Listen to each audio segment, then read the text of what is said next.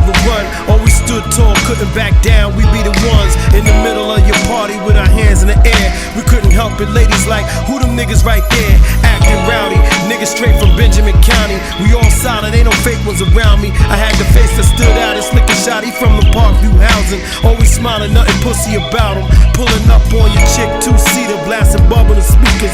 Hopping out like pleasure to meet you. Summertime shit with K-Park, where the games and weed is lit. An orphanage had them stuck-up bitches all on our dick.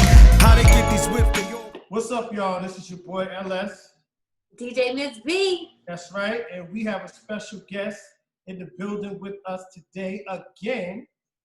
And I'm just going, this woman, she really don't need no introduction.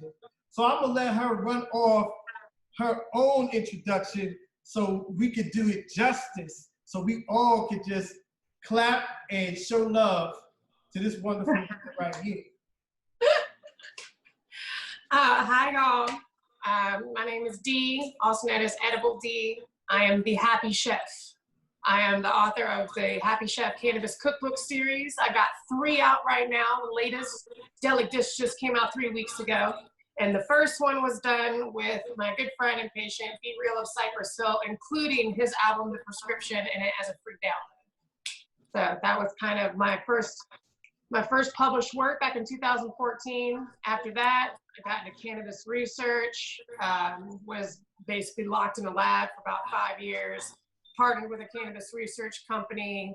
I do a lot of advocacy, as well as I do some Hollywood features, or some Hollyweed features, I should say, with Netflix, Cooking on High, and like Snoop Dogg's Mary Jane and stuff like that. But short version, I'm an edible chef. Woo-hoo. That's right.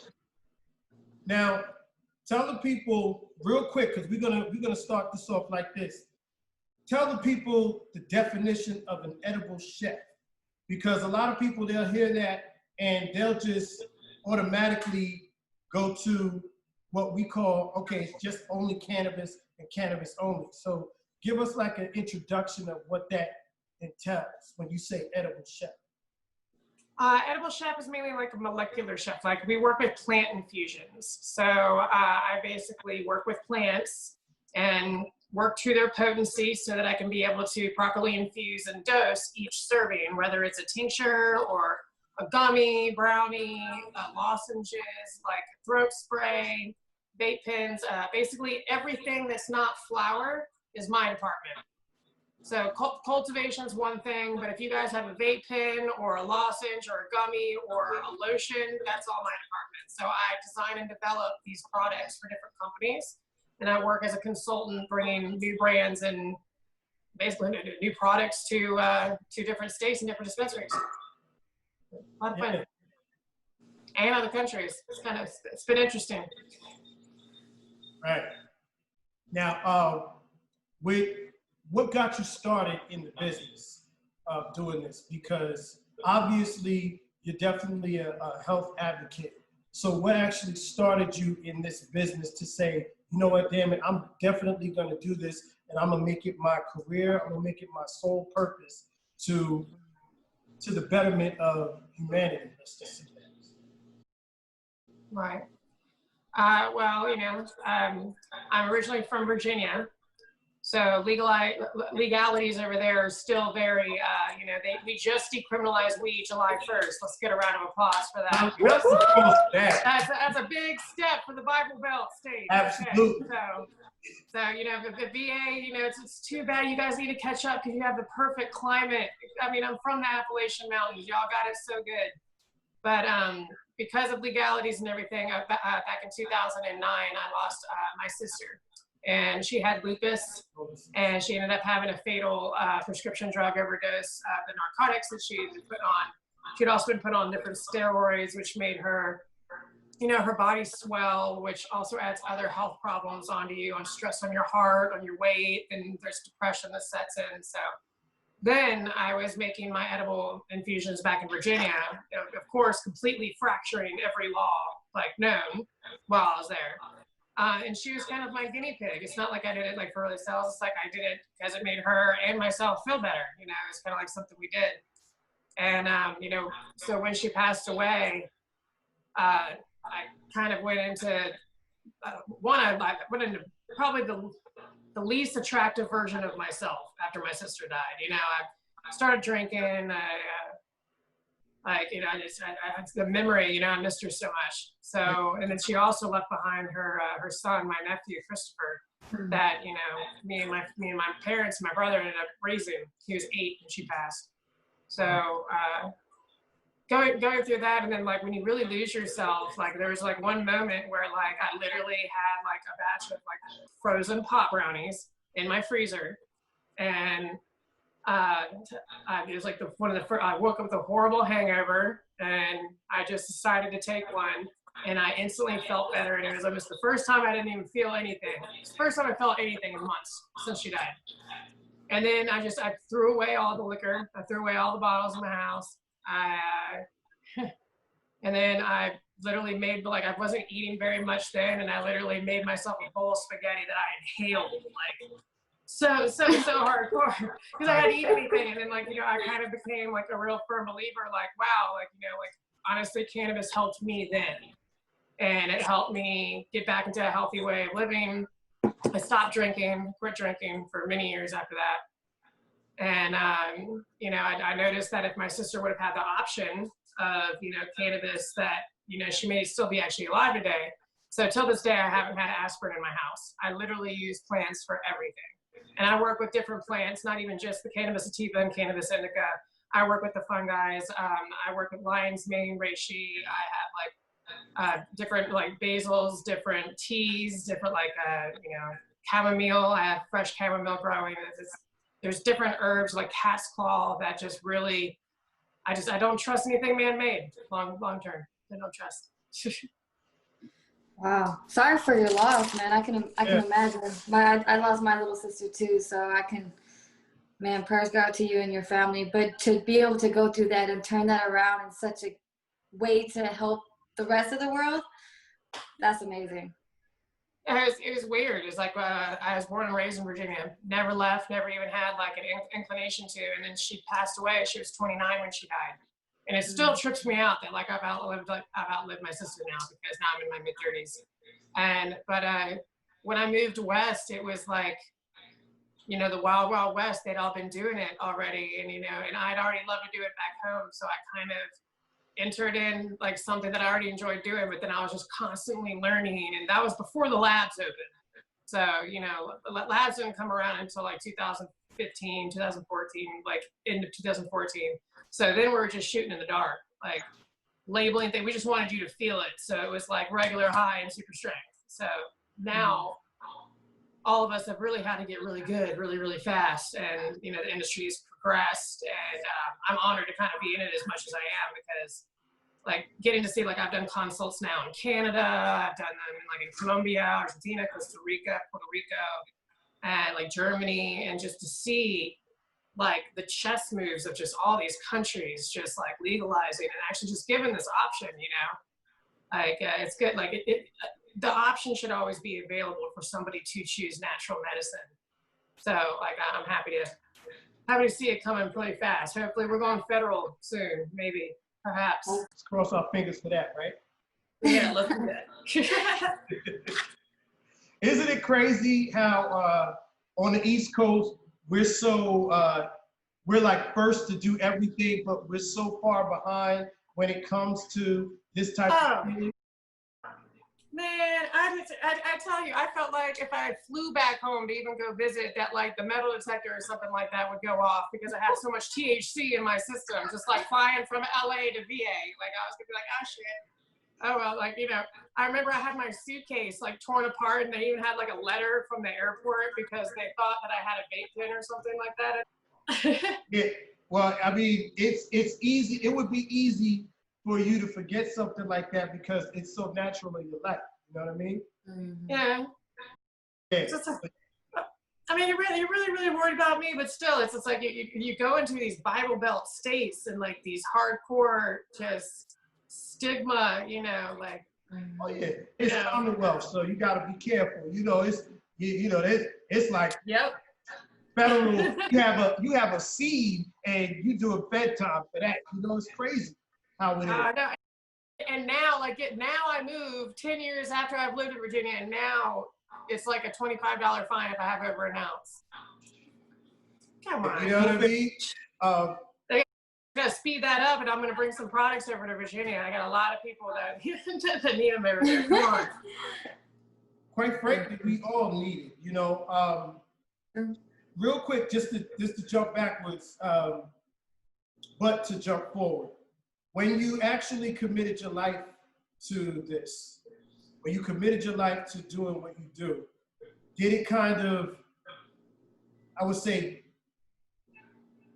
were people less likely to be around you or want to deal with you because of their belief in where you came from?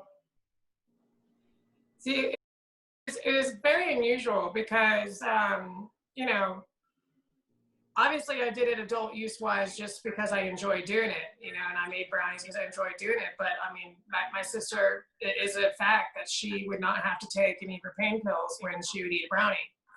And so I saw both sides of it early on. And even when I got into the industry, it's definitely more on the fun side. Yeah. But when I got into the industry, when I moved west, was kind of when I really, really saw, like, you know, I was still processing my sister's death at the time. And also me leaving home, never done that. You know, I don't have, like, all my family's back in VA. Mm-hmm. And then you start interacting with, you know, you start working in the industry and you start interacting with the patients and seeing the dispensary, and then you realize, like, you hear all these stories.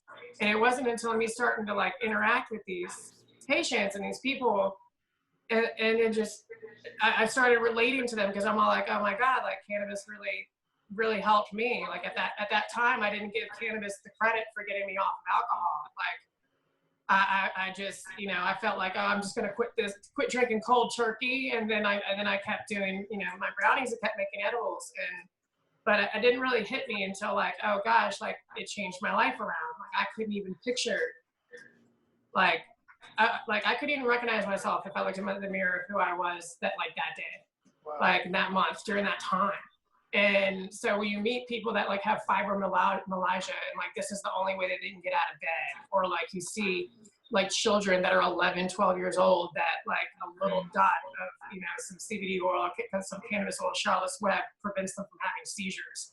And then you meet so many people that uprooted their whole lives from a state like Virginia, and just to move to Colorado or California or, like, any of these legal states, like, it's disheartening that people actually have to uproot their roots just so that they can just live more comfortably, like, have a better quality of life.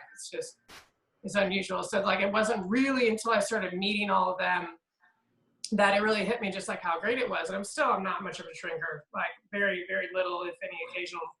And, you know, as you know, I eat very, very healthy. And, so it's kind of like, I almost feel like I walk a line, because I do enjoy it way more than alcohol, which alcohol is used recreationally or adult use for on the fun side. So I use it for both, but it's kind of like, I use it for fun and I get medicine as a bonus. That's kind of how I look at it. It helps me as a bonus. A fun, healthy way of living. Yeah, there you go. You know, Mary Poppins said spoonful of sugar. Hey, what do you think I did? One thing I wanted to ask you before we get into the book, right? Because we definitely want to put a spotlight and a highlight on the book.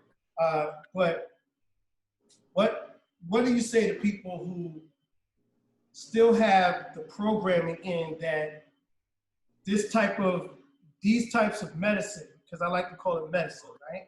Mm-hmm. This type of medicine, because it's not coming from the drug industry, or the pharmaceutical industry, as I like to say, as the real term is pharmaceutical, right?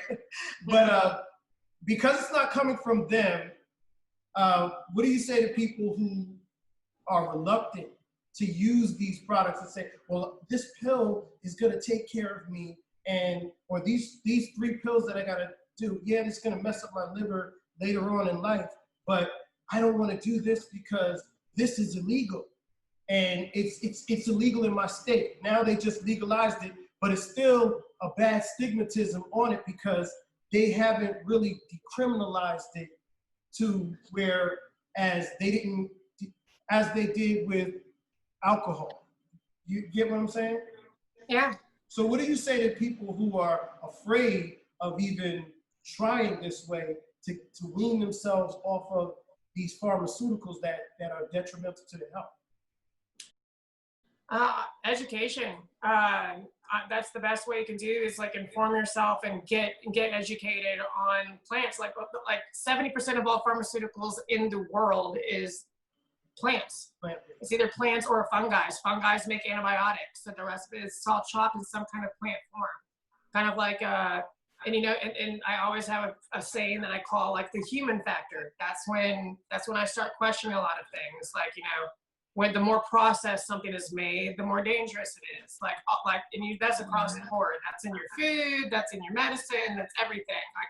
And also organic medicine. So, I mean, I could give you cannabis or like psilocybin. I can give you like, you know, an eighth of psilocybin and you're on like benzos or Xanax and you won't feel it like at all. Like there's these chemicals and these compounds that are in synthetically made products that organic medicine doesn't work well with because it adds blockers. There's things that it does to you chemically. It's almost like processed food and drugs are like chemical warfare on your own body. And that's why your body doesn't process it.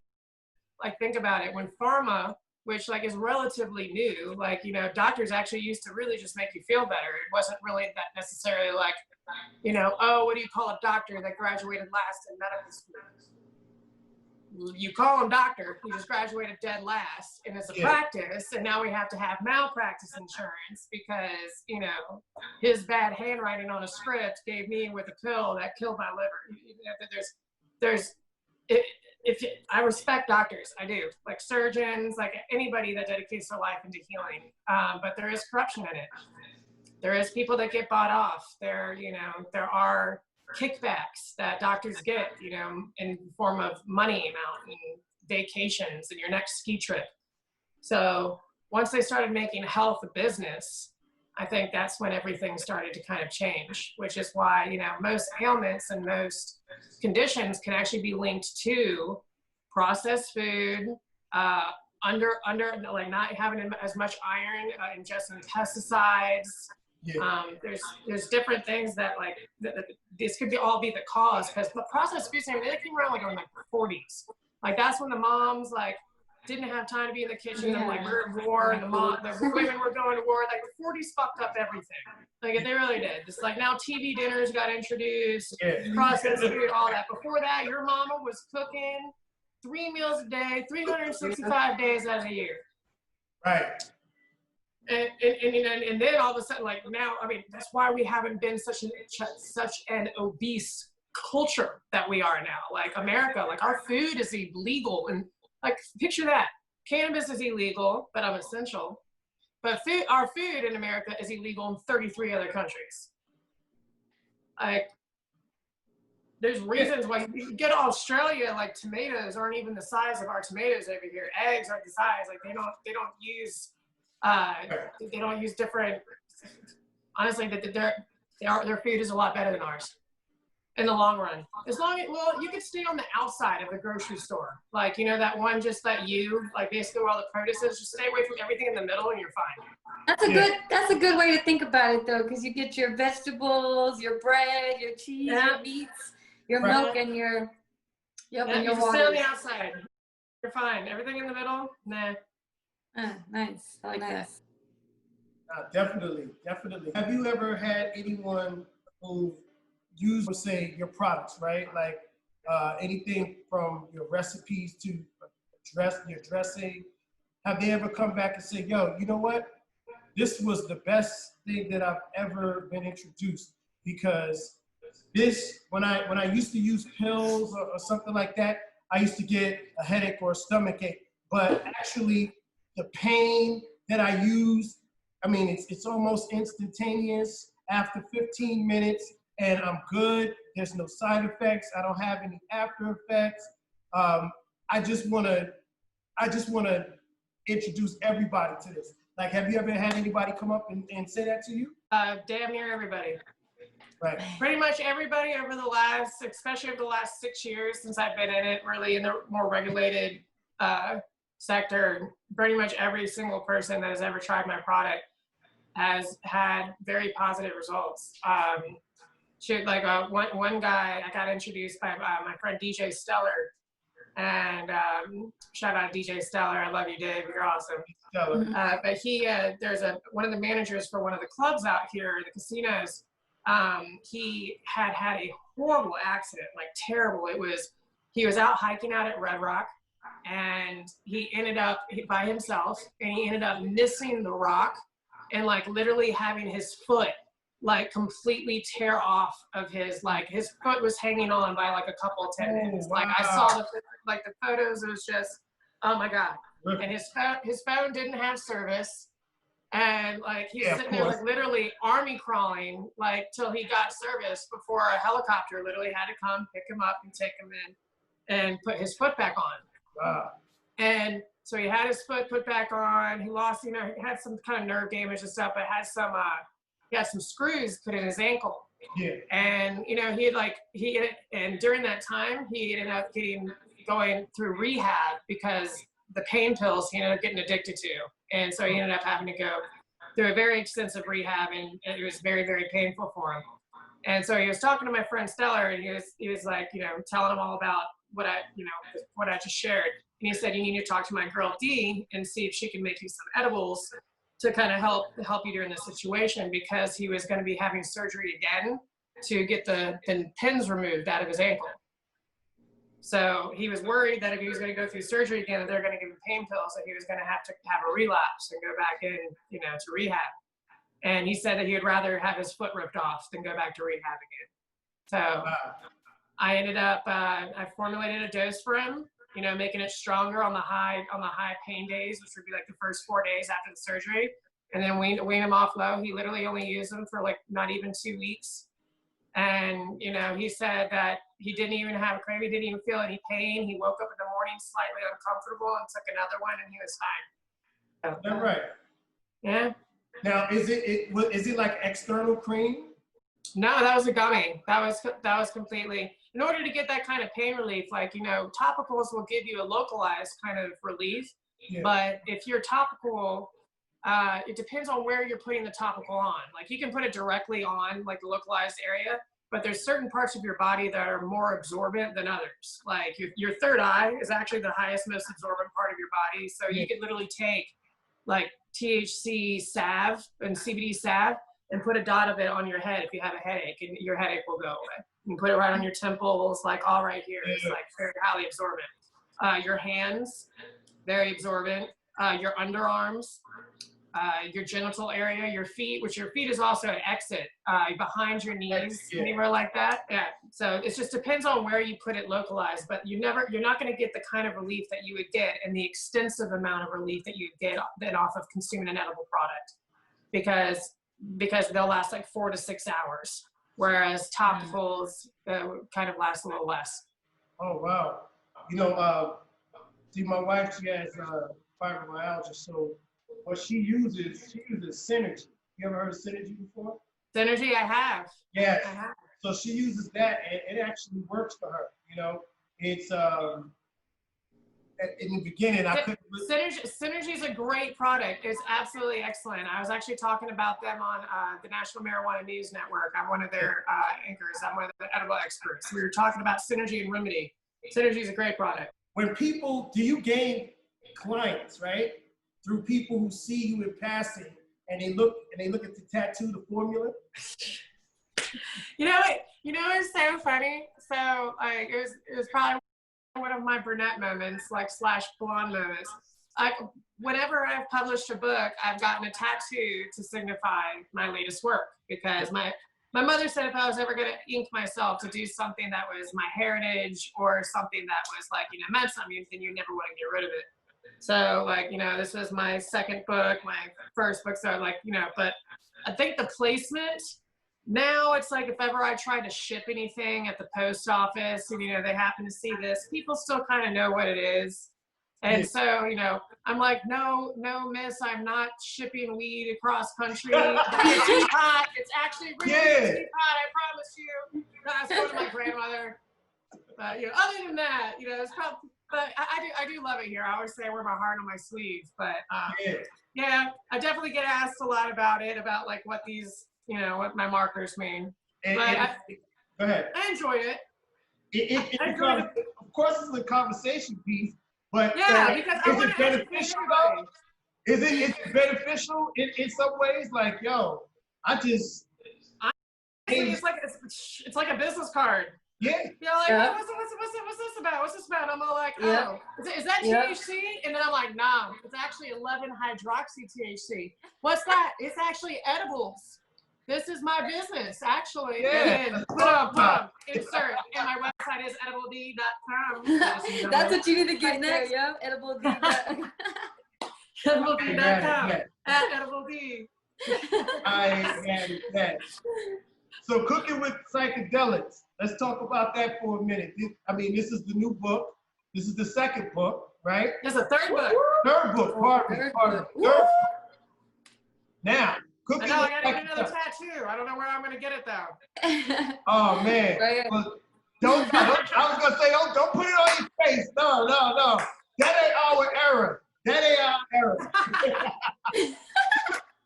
You know what I mean? I don't know. Maybe right here. I don't know. You know what I'm saying? Maybe like right here. Or Yeah, on the left side. You know, All right right, where the body. I see that. So I brush my Yeah. shoulder off. Yeah. Like, oh, this right here.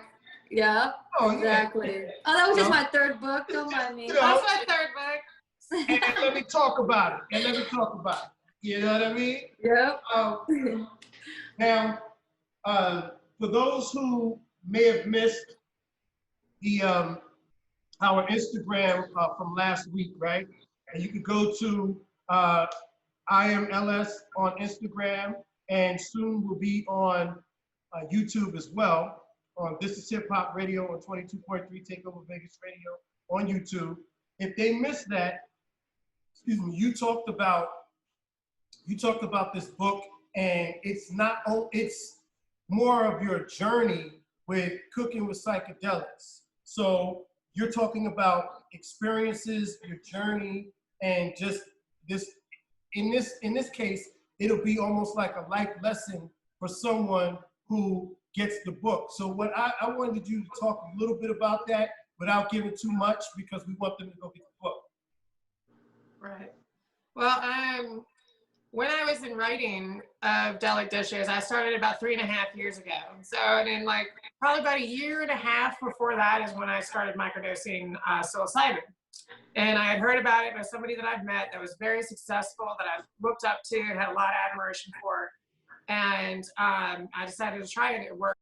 It did amazing benefits overall for like my overall mindset, my health, my energy, the way that, the way I could handle and co-relate with people, it definitely did nothing but positives in my life, especially the microdosing, the microdosing did.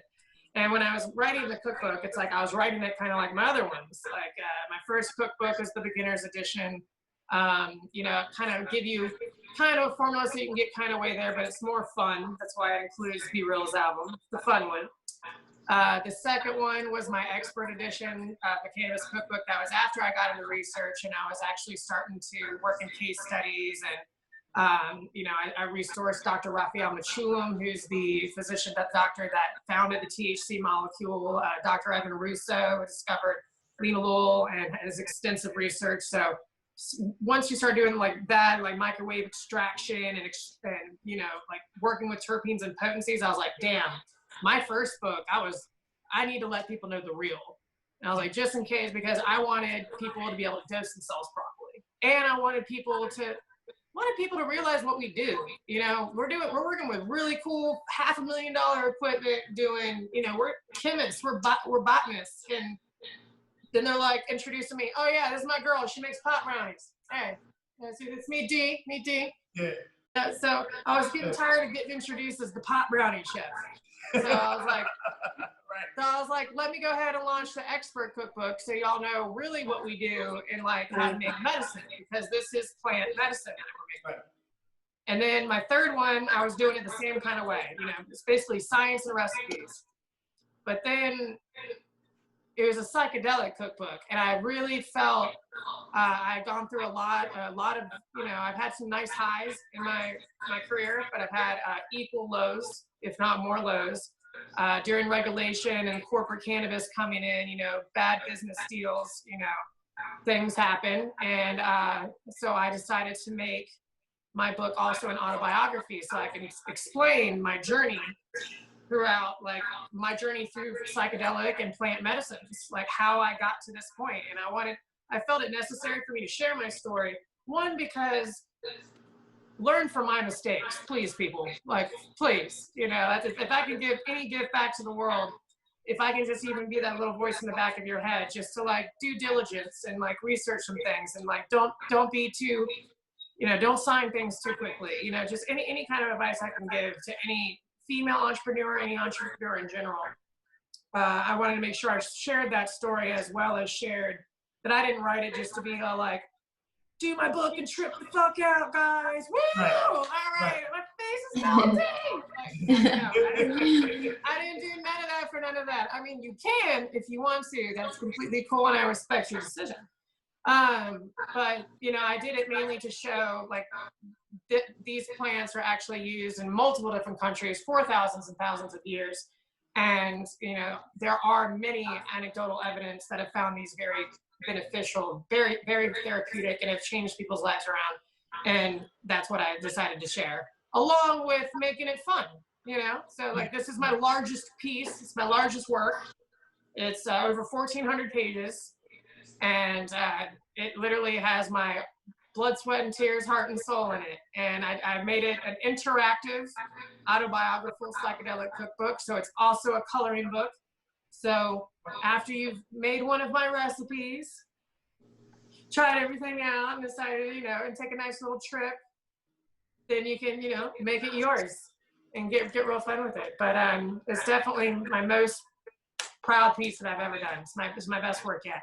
And the feedback on it I'm getting is amazing, to a point where, like, normally I launch my ebook first, because then I could work out the kinks, like, this word's misspelled, these two words are together. Yeah. Can I make a little bit of adjustments here and there? But after like 2 to 3 months, then I released the print version. The demand for the print version right now is so high that I literally, after this podcast, I'm going to my editor's house and we're getting the book into print version like within the next 2 weeks, as soon as we can. Nice. Well, let us know if you do a signing out here. We'll make sure we flood it up. Right. Yes. Mask up, but we'll make sure we bring people out. We're gonna have to figure it out with the mask and it just, right. Maybe. But we'll make it happen. Yeah. And I'm trying to help everybody have a vacation right now. Yeah, exactly. And if any other time that Take a people trip need with it me. is right now. So many people are out. So many people are going through it. This is the best time, honestly. Yeah, I mean, especially like, and I want to also open people up to just get rid of the stigma. I mean, other countries, Canada, they legalized cannabis completely, like, throughout the country. Cannabis is legal. They also legalized psilocybin magic mushroom to cancer stage 2, stage 3 patients.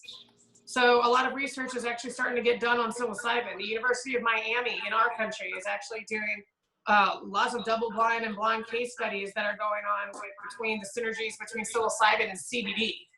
So, this is a new wave of medicine that they're using, and, they're trying it for, psilocybin is very good for like antidepressants, PTSD, any kind of anxiety. It's definitely, it's also adds in the sensory department in the bedroom. So it could be used for like sexual arousal therapy.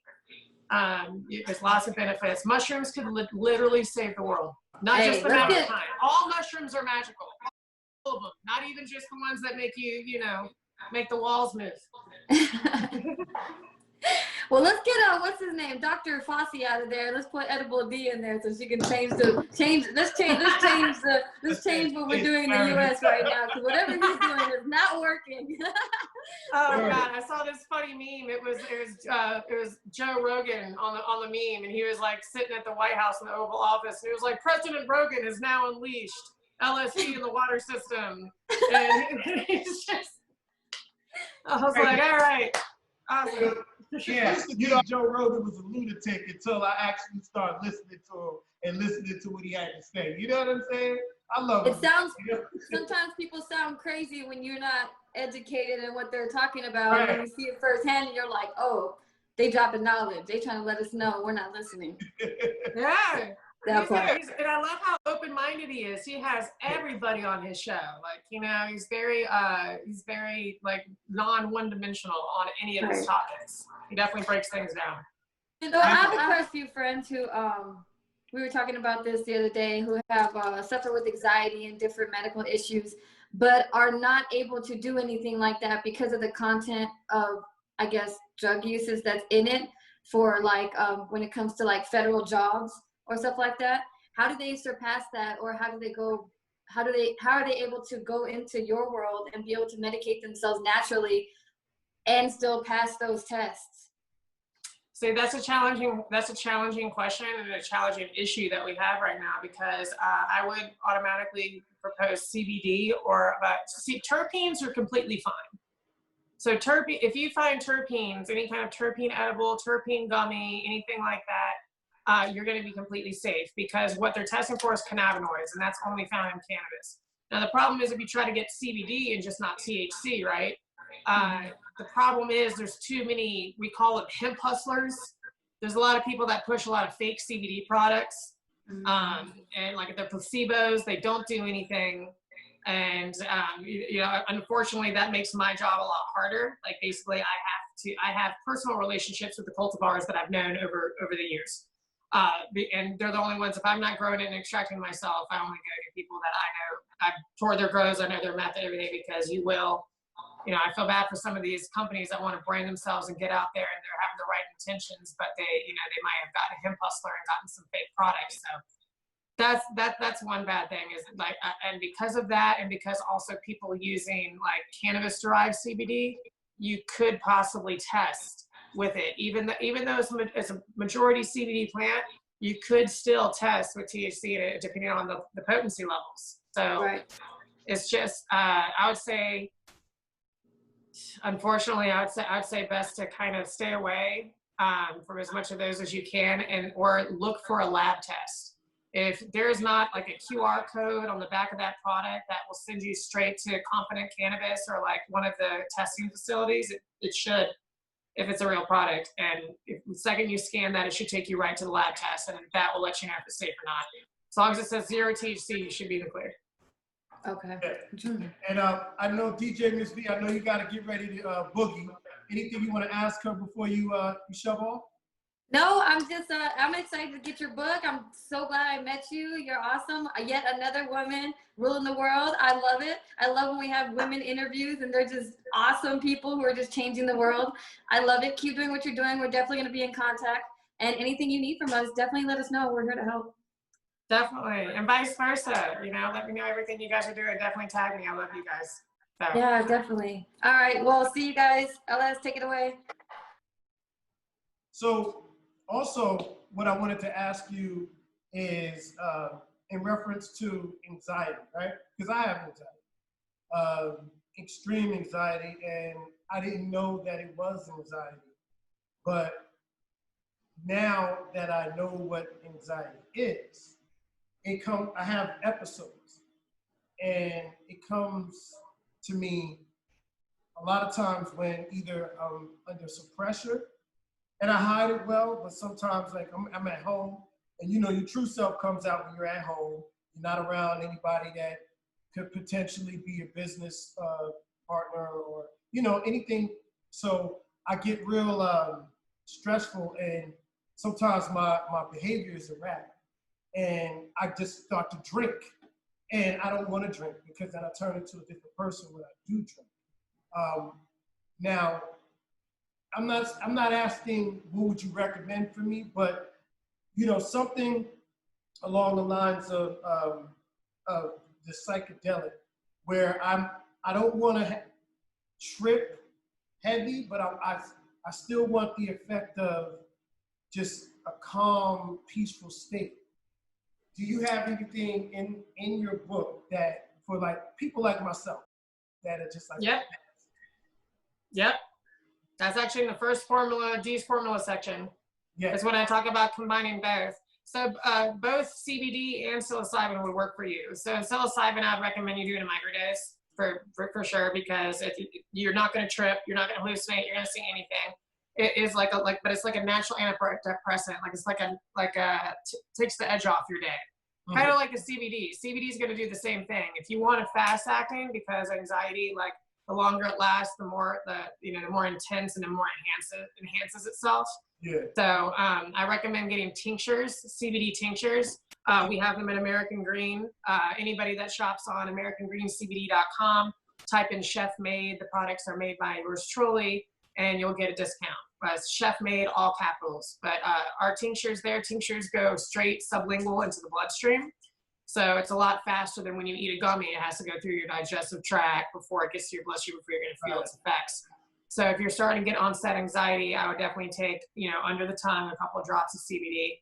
Or you can also take, prevention is better than a cure. So if you take a microdose of psilocybin, I have no problems with anxiety. And I also was a sufferer as well, just by taking one microdose of psilocybin a day, right in the morning. And you actually get a burst of energy from it. It's interesting. I like to put them in my tea. So that's also in the book.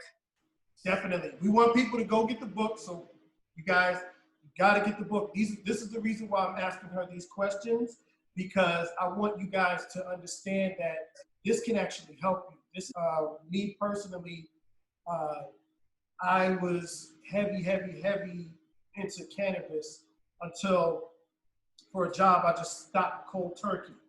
And I stopped for at least maybe about 6 years. And then I went ahead and my anxiety started to, it started to come on stronger. So what I did was I went and got me a vape pen. And it was, what was it? It was a hybrid. And started hitting that, and it just took me elsewhere.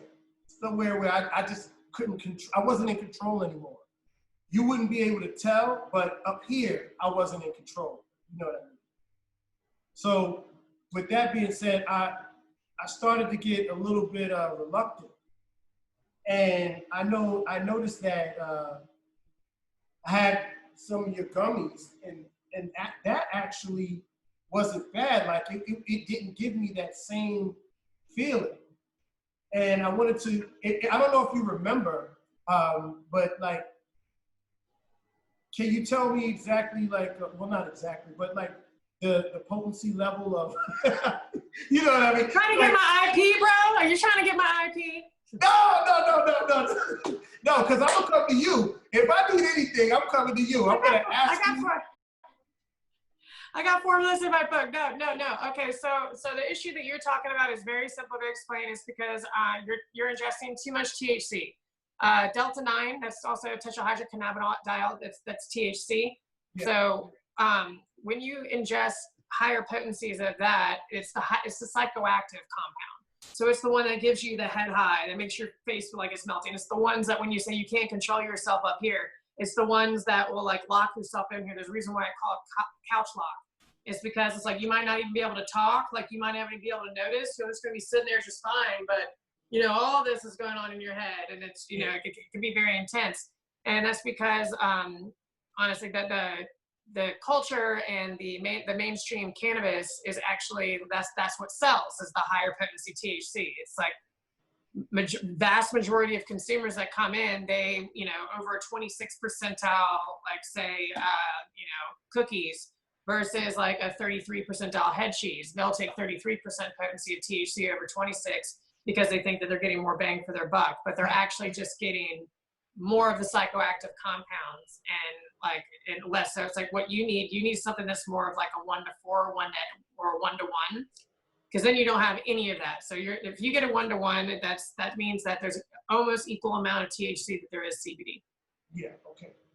So and you can do that, just lower the potency of THC, and then you won't have the problems with anxiety and rushing, and make sure there's some like a healthy bit of other cannabinoids in it, because that's another main difference between my edible products and others. Majority of edible products on the market are made distillate, and distillate is basically they'll take like a trim run and they'll extract it down, and then you have like the highest, it's only THC. You're really not getting any of the other goodness. And I work with whole plant medicine, where I work with the synergy of all the plants. So it's full spectrum. So I have THC, THCV, CBDs, you know, like all the terpenes, beta-caryophyllene, myrcene, linalool, humulene, you know, I like to work with blends, and I work with exactly what that plant is. I work with those characteristics versus, you know, messing with Mother Nature. Mother Nature got it right. Yeah. I just stir the pot, really. Yeah, literally, right? Well, so you would recommend maybe a higher dose of CBD and terpenes? Yes, absolutely. Okay. If you have anxiety, there's great CBD pens. One of them I would recommend is the Select Lavender. That is an excellent one. I also recommend that one because I've had a lot of friends that that specific pen, it's a single-use vape pen, you know, just until the cartridge is out. But the Select Lavender has helped a lot of my friends quit smoking cigarettes. It's another thing. Because the oral fixation, you also have to think about when you're smoking cigarettes. So that helped them calm them down. Because I was more of a flower person myself. Like, I'll give you an example. In the 90s, I used to have, and I didn't know anything about CBD. All I knew was just as long as the THC level was high, I didn't know anything technical of cannabis, right? So I would get hydro. Remember hydro? Yes. Get that on the East Coast. I love the aftertaste. I love how it made me feel. I loved how it made me think. I mean, I was able to, if my mind is all over the place, I can put everything into perspective. And I can concentrate, I can focus. Other people, they got high the way they got high. Me, it did, I would come home from work, roll up, smoke, and the whole day would replay back into my mind, and things that I did that maybe would have embarrassed me, or things that I've done, like it would tell me, you shouldn't have done this. Tomorrow you do this, you do that, like literally. And when I tell people these stories, they're like, I'm like, no, the weed talked to me. You understand? It just gave me that thought process. And anytime that I smoked it, I was able to focus a lot more than when I was sober. Yeah, it does amazing for clarity. CBD does excellent for clarity as well. I mean, I work with all the different genetics and all the different cultivars, and they're all unique and they're all different. And you know, and depending on the person, everybody's different. So I'm the Kush girl. I like the indicas, you know, the sativas. Yes. You know, I'm already too up of a person. I think I need to be brought down a little bit. But then there are many that love the sativa strain. Times have changed. Times have changed. If you look at high times in the 1970s versus now, it's completely different. Completely different. Progress. Right? Apples and oranges. Progress. Yeah. It don't even look like anything I would roll up in the 70s. Absolutely nothing. I'd be looking at it and be like, why you came to the circle? Who are you? Get this grass out of my face. Get this trash out, this skank weed. Yeah. Even in my book, I have a lot of platforms. So I'm at Edible D on everything. So I have my Patreon and my OnlyFans, where I do how-to videos of how to break down the plant, how to cook with it on a professional level, or just how to make your own medicine if you're a patient, or make medicine for your loved one. So I do how-to videos on that platform, on my YouTube. I also, in my cookbook, the Delic Dishes cookbook, I have links to exclusive videos that are unlisted on my YouTube that are how to grow your own magic. So I teach you how to grow your own mushrooms, and how to grow cannabis, and how to extract. So I'm very active on all those platforms, as well as my website at www.edibled.com. I put a lot of information out there for everybody. And, you know, I really encourage you to ask me as many questions as you can in the comments, just so I can help as many people as possible. Because you might have the same question, like your question many people have asked, and many people have, like, the more people that we can reach in all of this, you know, it offers them a form of relief. So perfect. I definitely check out my book. Yes. Tell people where else they can find you, and what's coming up next. At Edible D on everything, EDIBLEDEE, and on literally everything. Instagram, what's your platform? Instagram, Facebook, Twitter, YouTube, Patreon, OnlyFans, and my website is www.edibledia.com. That is where you can find all of my cookbooks. I have 3 cookbooks, or you can also find them on Amazon if you just type in the Happy Chef Cannabis Cookbooks, and all of my cookbooks will follow down. Or you can type in Edible D, and all of them will follow down. Well, I definitely appreciate you. I don't want to take up too much of your time. I appreciate you too. Thank you always for having me on. And then let's put something in the loop. Like at least once a month, we'll do like the happy hour with the Happy Chef or something. Happy hour with the Happy Chef. You just named it. I just named it. All right, the happy hour with the Happy Chef. And I go on for 1 hour Q&A and I just spit some health stuff and cannabis knowledge, some weed science, if you will. Weed science, definitely. And go get that book. Go get all of the books. But if you haven't, let's get the latest one, Cooking with Psychedelics. Yep. And we appreciate you. Thank you. And we'll see you next time. All right. Thank you. Love you all. Thank you. This is Hip Hop. D out. How they get these whips, they all puzzle, running they lips. We back and forth the VA, we was taking them trips. Me and that nigga Spence, I was the youngest out of Bourne's crew. This little nigga a pop, let me warn you. Addicted to the life, naive to what happens at night. In the mix of the bullshit, I might have fucked your wife. Looking at your son, now you start having doubts when I'm hot.